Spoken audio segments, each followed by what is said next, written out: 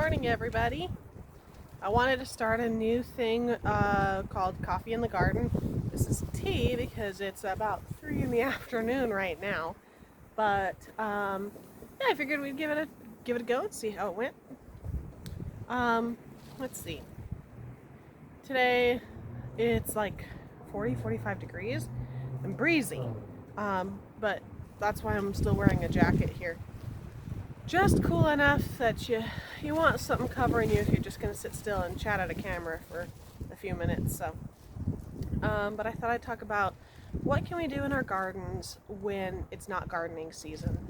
Right now, it's February 20th, yeah, and it's not really done with winter here in Iowa. It's getting close, but it's not quite there. And I've started seedlings indoors and stuff, but you still want to get out and get some fresh air. So what can you do in a garden for your garden when it's not gardening season? And there's a few things I had in mind that I figured I'd just chat about in here and make this my weekly video. First thing you can do is continue to work on compost. Having a compost bin, mine is right over there, is a great thing that you can be adding to all winter long. Anything that is compostable, natural ingredients that will break down. Basically, if it'll rot, you can compost it. So throw anything you want in there. That's fine. If you've got critters nearby that might be dangerous, like coyotes or wolves or bears or whatever, you may want to not compost anything animal product related. But honestly, you guys, I have chickens and they're bait enough for anything that happened through here. So if I wanted to toss some animal stuff in there, it would probably be just fine, as long as I was sure that it would rot down with all the other things I was putting in there. So working on your compost is one thing that you can keep doing through the winter. Even if it looks like it's totally rock solid ice, it still adds to it, and once the temperatures come up, it'll start to compost, and it'll be great for your garden. Another thing that you can do is walk through your garden and visually kind of map it out. You can say, oh, this is where I want my trails to be. I'm going to visualize this and put it down to paper. Knowing where you want to be able to walk and seeing it in real life instead of just on paper helps you to figure out exactly how much room you have and how you're going to maintain it. Another thing that you can work on is the security of your garden.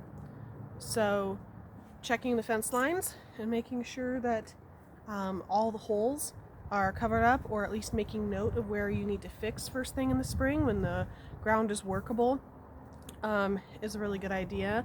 I've noticed that, honestly, I left one of my gates open on purpose because I wanted all of the little wild rabbits to be able to come through here, chew up anything green that's left over from my garden that I didn't care to keep, and to fertilize it with all of their lovely rabbit poo. So, but I have noticed a lot of sign of rabbits, so that tells me I need to make sure that when spring comes that I fence it back up again and check all the little holes and all the gaps along the ground and things like that, because you want to have a nice secure garden when it comes time for planting and sowing, because we love the wildlife, but I don't need to feed them. They've got clovers and grass that they can eat all over the place, and they don't need to be munching on my cabbage and my carrots. All right.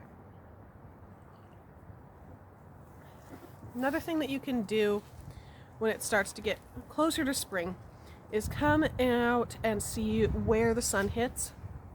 Now, it will change some in the summer. You'll get more sun from the south than the north. And if you're in the northern hemisphere, I should say. And you'll get longer days. But this will show you where you want to plant your things that can handle a little bit more shade. You want your tomatoes and peppers in the sunniest spot that you've got. And you want the things like broccoli and cabbages in places that get a little bit more shade. If you have a completely sunny place for gardening with no shade, that's great too. They'll survive just fine. You may want to plant your lettuce and greens shadow of some taller, hardier plants so that they don't get fried to a crisp. A couple other things that you can do during the winter time, especially depending on your zone.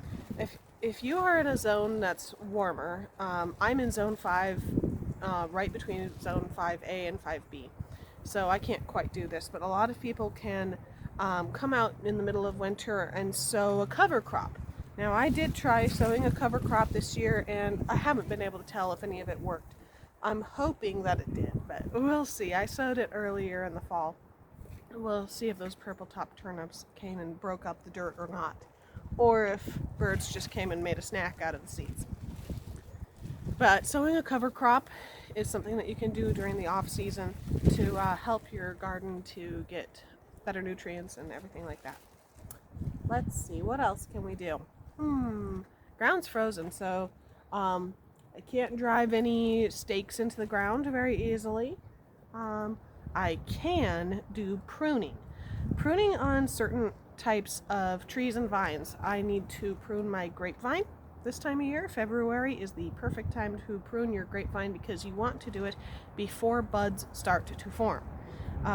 Same on, I have this little experiment mulberry tree that grows over in the corner of my garden, and I've hacked it back a couple years in a row because neighbors don't like weeds, but I'm going to let it keep going the next couple of years and see if it fruits and gives me berries, because why not? As long as I keep it trimmed back so that it's not growing like a mullet, overgrown in the back, then I think it should be fine. What else can we do in our garden during the off season? Honestly, just coming out here to relax is lovely, especially on a nicer day. Just to daydream and kind of get your mental health back. Winter can be very, very, very long and tiring, especially if you live in a climate where it gets cold and dark, basically zone 5 and above, or below. Below? 5, 4, 3, 2, 1, 0, etc. If you're 6 and above, usually you're okay. Alright. Probably the last thing that I can think of that you could do during the winter time that wouldn't just be a waste of resources is to see if you want to expand your garden. Do you want a couple more feet in one direction or the other? Do you want to change the shape of it? Do you want to put in narrower paths so that you can grow more food? Or do you want to go the other way? Do you want to say, this was a hard year and next year's not looking any better and I need to decrease it a little bit? How can I take a few feet off the edge without it getting overgrown? What can I plant there? What can I put there? Do I want to maintain it for a couple years in the future? Do I want to just put some cardboard down? Keep everything at bay until I'm able to do it again.